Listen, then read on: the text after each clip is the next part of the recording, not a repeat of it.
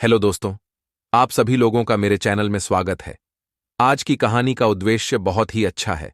इस कहानी को आप लोग पूरा सुने तो आपके जीवन में बहुत बड़ा बदलाव हो सकता है। तो आइए दोस्तों, सुनते हैं। खुद पर ध्यान दो, लोगों पर नहीं। एक बार की बात है, एक लड़का था। उसका नाम सबल था, जो नगर में रहता था। वह अपने जीवन से बहुत निराश था। उनकी निराशा का कारण यह था कि वह अब तक अपने जीवन में कुछ नहीं कर रहा था। उसके माता पिता उसे ताने मारते थे कि आपके सभी मित्र कुछ न कुछ कर रहे हैं, लेकिन आप अभी भी घर बैठे हैं। दोस्तों के बीच भी अक्सर उनका मजाक उड़ाया जाता था। वह कहीं जाता तो लोग उससे पूछते कि आप क्या कर रहे हैं। उसे यह बताने में भी शर्म आ रही थी। वह कुछ नहीं कर रहा था। धीरे धीरे उसने रिश्तेदारों से मिलना जुलना कम कर दिया और लोगों से मिलना भी बंद कर दिया। वह ज्यादातर समय घर पर ही रहता है। वह अकेला रोता है और भगवान को कोसता है और अपनी किस्मत को दोष देता है। अब उसे अपना जीवन बोझ लगने लगा था। कभी कभी वह सोचता कि कब वह कुछ करने के योग्य बनेगा, और फिर वह सोचता कि जिंदा रहने से अच्छा मर जाना है। एक दिन वह अपने नगर की एक गली से गुजर रहा था। तभी उसने देखा कि एक उपदेशक दुखाक और परेशानियों पर उपदेश दे रहा है। वह भी उसी भीड़ में सबसे पीछे बैठ गया और गुरु के प्रवचन सुनने लगा। उपदेशक कह रहा था, दुख एक शिक्षक की तरह है, जो हमें जीवन की सच्चाई दिखाता है और हमें जीने का सही तरीका सिखाता है। आप चाहें तो जिंदगी जीना भी सीख सकते हैं। गुरुजी उपदेश दे रहे थे कि तुम चाहो तो कुछ भी हासिल कर सकते हो, और अगर चाहो तो एक कोने में बैठकर रो सकते हो। इन सभी बातों को सबल ध्यान से सुन रहा था, लेकिन शिक्षक की यह बातें पसंद नहीं आईं। उसने खड़े होकर कहा कि कुछ भी सिखाने से दुख दूर नहीं होता। इसमें केवल दर्द होता है। दुख की पीड़ा अनंत है। ऐसा लगता है कि इसके बाद कुछ होने वाला नहीं है। इससे कुछ भी फर्क नहीं पड़ता है। इसके सामने तो मौत भी छोटी लगती है। उपदेशक ने कहा, फिर तुम्हारा दुख क्या है? सबल ने उसके सामने अपनी सारी व्यथा सुनाई और पूछा, मेरे दुख का कोई उपाय है तुम्हारे पास? यह सुनकर शिक्षक मुस्कुराए और बोले, तुम उस दिन मेरे पास आओ जब आपके जीवन में वास्तविक दर्द हो। मैं आपकी समस्या का समाधान अवश्य करूंगा। यह कहकर गुरु वहां से चला गया। सबल ने सोचा, कहीं मेरा दुख नकली तो नहीं है? क्या मैं जिस दर्द से गुजर रहा हूं वह नकली है? मेरा दुख कोई नहीं समझ सकता। जब माँ बाप नहीं समझते तो गुरु क्या समझेगा? उनके दुखों से व्यथित होकर सबल ने एक फैसला लिया कि अब वह कुछ करेगा। सबल ने एक छोटा व्यवसाय शुरू किया, पर उसे सफलता नहीं मिल रही थी। लेकिन उसके घर वाले पूछते हैं कि क्या वह कुछ कोशिश कर रहा है। वह अपने व्यवसाय में लगा रहा और धीरे धीरे उन्हें सफलता मिलने लगी। फिर उसने गति पकड़ी और केवल 3 साल के अंदर ही वह एक बड़ा बिजनेसमैन बन गया। अब सबल के आसपास ऐसे कई लोग थे जो उसकी परवाह करता था, जो उससे प्यार करता था। अब उनके परिवार के सदस्य भी उसकी तारीफ करते नहीं थक रहे थे। दिन ब दिन उसके मित्रों की संख्या बढ़ती जा रही थी। अब वह अपनी जिंदगी से बहुत खुश था। उनके कुछ दोस्तों ने उन्हें सलाह दी कि जब आप एक बड़ा बिजनेसमैन बनकर बहुत खुश हैं, तो सोचिए आपको कितनी खुशी होगी अगर आप इस शहर और इस राज्य के सबसे बड़े बिजनेसमैन बन जाते हैं। कितने लोग आपसे जुड़ना चाहेंगे, आपकी कितनी बड़ी ख्याति होगी, और स्वयं राजा भी आपसे दोस्ती करना चाहेंगे और जरूरत पड़ने पर ही आपसे पैसे उधार लेंगे। दोस्तों की यह बात सबल के मन में घर कर गई। अब वह और पैसे कमाने की कोशिश करने लगा, लेकिन उसे यह सब बहुत ही जल्दी चाहिए था। वह समय बर्बाद नहीं करना चाहता था। उनका अधिकांश समय इन चीजों को प्राप्त करने में गलाने लगा। इसलिए वह ऐसे काम करने लगा जो सही नहीं था। उसने बड़ा उधार लेना शुरू कर दिया। उसके दोस्तों से पैसे की मात्रा और अधिक मुनाफा कमाने के लालच में वह अपने माल में मिलावट करने लगा। उसने अन्य व्यापारियों के खिलाफ भी साजिश रची और उन्हें डराया धमकाया। जैसा उसके दोस्त कहते थे वैसा ही करता था। वह इन तरीकों से ज्यादा पैसा कमा रहा था, पर अब उसके जीवन में पहले जैसा चयन न था। उनके मन की शांति गायब हो गई थी और वह रात को सो नहीं पाता था। वह हंगामे में रहता था। वह सब कुछ पाकर भी उन्हें किसी चीज में सुख नहीं मिल रहा था। एक दिन सबल अपनी गाड़ी में कहीं जा रहा था। तभी रास्ते में उन्हें उपदेशक का आश्रम दिखाई दिया। वह रुका और गुरु के पास जाकर बोला, संत, आपने मुझे मेरे पास आने के लिए कहा था। जब मेरे जीवन में सच्चा दुख आता है, अब मैं बहुत दुखी हूं कि मेरी नींद हराम हो गई है, मुझे कहीं भी शांति नहीं मिल रही है। इस प्रकार सबल ने अपनी सारी समस्याएं गुरु को बता दी।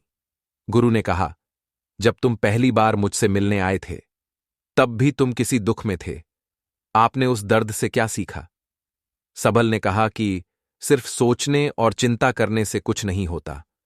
आपकी दृष्टि को सच करने के लिए यह कार्रवाई करता है, और सिर्फ काम करने से कुछ नहीं होता, परिणाम भी मिलना चाहिए।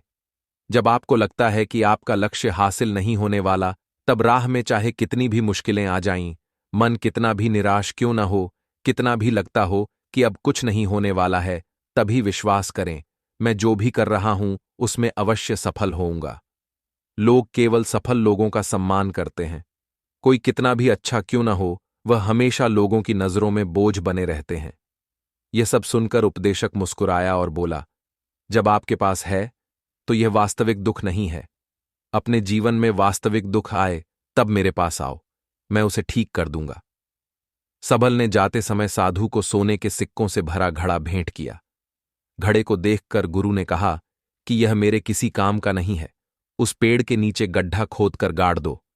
सबल ने घड़े को पेड़ के नीचे दबा दिया, जैसा कि गुरु ने बताया, और वहां से चला गया। कुछ दिनों से कारोबार ठीक चल रहा था, लेकिन व्यापार के गलत तरीके के कारण धीरे धीरे उसे व्यापार में घाटा होने लगा।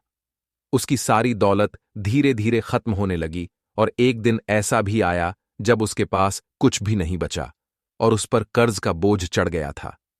परंतु वह निश्चिंत था, क्योंकि उसने अपना सारा कर्ज अपने दोस्तों से लिया था। उसने सोचा कि उसके दोस्त बुरे वक्त में उनके साथ खड़े रहेंगे, लेकिन ऐसा कुछ नहीं हुआ। जैसे ही बुरा वक्त आया, दोस्त पहले उससे कर्ज मांगने लगे। अगर उसने कर्ज नहीं लौटाया, उन्होंने उसे जान से मारने की धमकी भी दी। उनके सभी शुभचिंतक और प्रियजन उससे दूर हो गए। उसके दोस्त, जो उसके साथ मस्ती किया करते थे, अब उससे दूर भाग रहे थे। उसका परिवार उसकी गलतियां और कमियां गिनने लगा। उनकी सारी संपत्ति नीलाम कर दी गई और उसके पास कुछ भी न बचा। जब उसने अपने पिता से मदद मांगी, पिता ने कहा कि मेरे पास थोड़ी सी संपत्ति है, मैं तुम्हारी मां को क्या कहूंगा अगर मैं तुम्हें दे दूं। यह संपत्ति हमारा अंतिम उपाय है। सबल के मन में गहरा दुख छा गया। उसके आसपास कोई नहीं था जो उनके दुख को समझ सके, जो उसे संभाल सके। जनता के इस विश्वासघात के कारण वह अंदर से टूट चुका था। वह सोचने लगा कि अब जीने का क्या मतलब है, अब मौत ही मेरा सहारा है। वह आत्महत्या करने के लिए पहाड़ी पर जा रहा था। तब से उसे याद आया कि उस शिक्षक ने उससे कहा था, मेरे पास आओ जब तुम्हारे जीवन में वास्तविक दुख हो। सबल गुरु के पास गया और अपनी सारी व्यथा सुनाई। आंखों में आंसू लिए उसने कहा, हे गुरुजी, मेरे दुख का निवारण कीजिए। गुरु ने कहा, जब जीवन में असली दुख होता है तब मेरे पास आ जाना, मैं इसे जरूर ठीक करूंगा। सबल ने कहा कि ये क्या हो रहा है, मेरी जिंदगी में अभी दुख नहीं है, तो आखिर असली दुख क्या है? गुरुजी ने सबसे कहा कि पहले आप मुझे बताओ, आपने अपने दुख से क्या सीखा? सबल ने कहा कि मैंने वह सीखा, जो लोग हमारे जीवन में आते हैं, वह हमारी सफलता और प्रगति के कारण वो हमें धोखा जरूर देंगे, क्योंकि बुरे समय में वे हमारे साथ नहीं खड़े होंगे। वे अच्छे समय में ही हमारा फायदा उठाएंगे और बुरे समय में हमें छोड़ देंगे। उन लोगों पर ही भरोसा करें जो हमारे बुरे समय में हमारे साथ खड़े रहते हैं। लेकिन ऐसे लोग बहुत कम होते हैं, लेकिन जिनके पास है उन्हें उनकी सराहना करनी चाहिए, उनका अपमान नहीं करना चाहिए। मैंने कभी भी किसी के खिलाफ साजिश नहीं रखना चाहिए।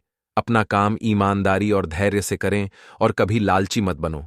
अपने सारे दुख दर्द और अनुभव बयां करने के बाद सबल गुरुजी के सामने आंखों में आंसू लिए बैठ गया। कुछ देर बाद साधु उठे और पेड़ के नीचे एक गड्ढा खोदा और घड़ा निकाल लिया, जो सोने के सिक्कों से भरा हुआ था। उसने सबल को देकर कहा, मेरे पास आओ जब तुम्हारे जीवन में वास्तविक दुख हो। सबल ने अपने शिक्षक को धन्यवाद दिया और उसे प्रणाम करके चला गया। उस पैसे से उन्होंने एक छोटा सा व्यवसाय शुरू किया। अब वह छोटा व्यापारी बनकर भी खुश हैं। उन्होंने पूरी लगन और ईमानदारी से कारोबार किया। जल्द ही वह अपने शहर का एक बड़ा व्यापारी बन गया। उनका जीवन सुख सुविधाओं से भरा हुआ था। लेकिन कोई कितना भी अच्छा क्यों ना हो, लेकिन जीवन में दुख आता है तो सबल के जीवन में भी दुख आते थे। अपने माता पिता की मृत्यु के रूप में वे दोनों एक ही दिन मर गए। सबल अपने माता पिता से बहुत प्यार करता था, इसलिए उनके निधन से उन्हें गहरा सदमा लगा। वह शवों को ले गया, दोनों को श्मशान घाट ले गया, जहां अंतिम संस्कार किया गया। वहां उसने अपने माता पिता का शव जलता हुआ देखा तो उनका मन बेचैन हो उठा। उसके मन में कई सवाल उठने लगे। वह घर वापस आ गया, इसलिए उसने अपने माता पिता के घर और संपत्ति को देखा, जिसके लिए उनके पिता हमेशा लड़ते रहे। आज जो छूटा पड़ा है, जिन्होंने इसकी देखभाल की, इसके लिए लड़ने वाले इस दुनिया से चले गए। उसके पिता ने जो कुछ कमाया वह सब यहीं रह गया। एक दिन पहले तक उसके पिता मारपीट करते थे किसी के साथ उसकी संपत्ति के लिए। आज वो खुद इस दुनिया से चले गए। उसका मन ऐसे अनेक विचारों के बवंडर में था। वह अंदर से अकेला और डरा हुआ महसूस कर रहा था। वह खाली महसूस कर रहा था। उसे लगा कि कुछ है, वह समझ नहीं सका। इसलिए वह गुरु के पास गया। उसे देखकर गुरुजी ने कहा, क्या जीवन में कोई दुख है? सबल ने कहा, वैसे तो जीवन में कोई दुख नहीं है, सब कुछ अच्छा चल रहा है, लेकिन आज मेरे माता पिता का देहांत हो गया है। मैं इस घटना से बेहद दुखी और परेशान हूं। गुरुजी ने कहा, इसमें दुखी होने की क्या बात है? एक दिन सबके अपनों को मरना है।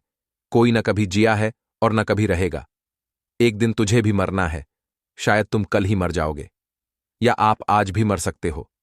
सबल ने कहा, क्या कह रहे हो गुरु जी? मैं भी मर जाऊंगा, लेकिन मैं अभी जवान हूं। गुरु ने कहा कि सब जी रहे हैं इस भ्रम में कि मृत्यु केवल दूसरों को आती है, बड़ों के पास ही आती है।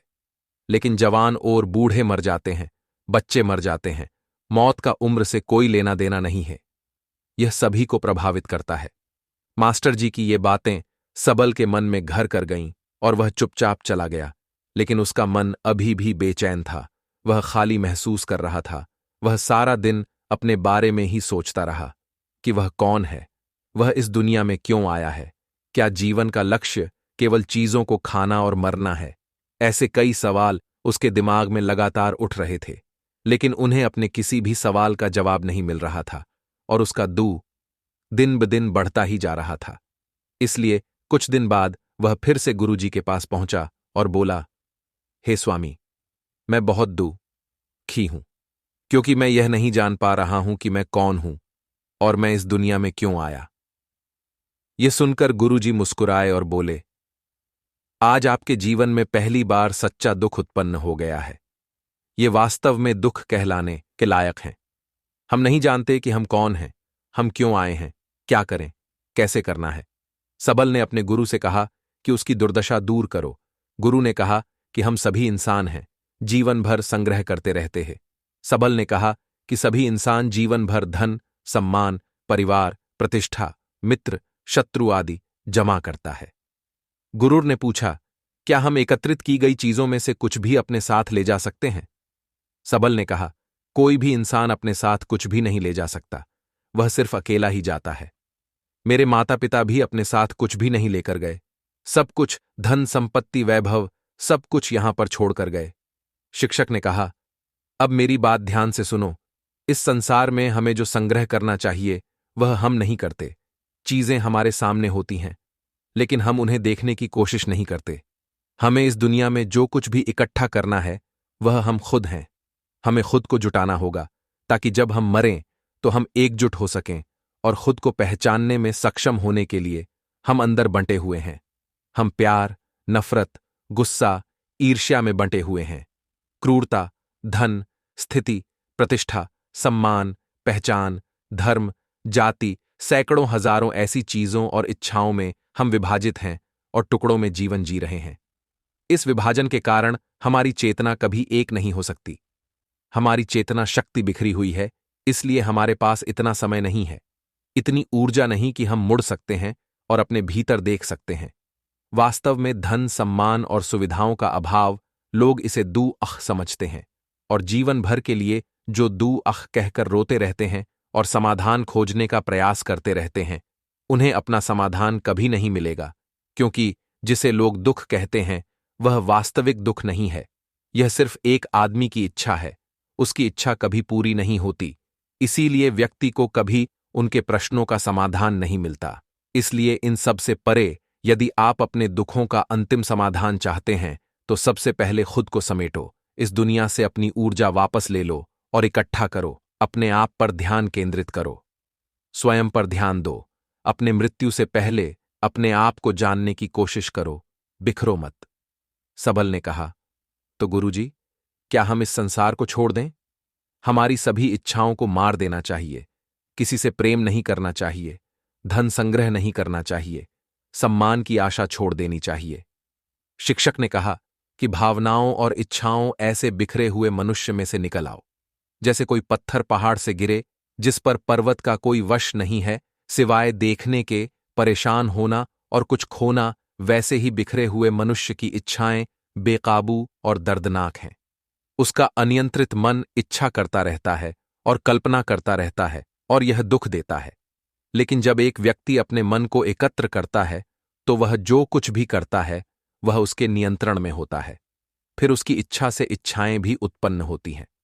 सबल ने कहा कि आपने मेरे असली दुख का समाधान कर दिया। आपका बहुत बहुत धन्यवाद। अब से मैं खुद को समेटने, खुद को तराशने की कोशिश करूंगा। गुरुजी ने कहा कि मानव शरीर में बहुत ऊर्जा और शक्ति है, लेकिन यह फालतू के कामों में बटा हुआ है, बेकार की बातों में लगा हुआ है।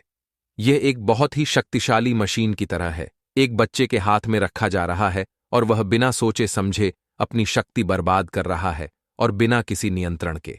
इसीलिए इस शक्ति पर ध्यान दें, अपनी चेतना, और इसे इकट्ठा करें। सबल को अपने प्रश्नों का उत्तर मिल गया। उसने अपने गुरु का शुक्रिया अदा किया और चुपचाप चला गया। दोस्तों, उम्मीद है आपको यह कहानी पसंद आई होगी। अगर आपको यह कहानी पसंद आई हो तो अपने दोस्तों और परिवार के साथ जरूर शेयर करें। आपका कीमती समय देने के लिए धन्यवाद। प्लीज चैनल को लाइक और सब्सक्राइब जरूर करें।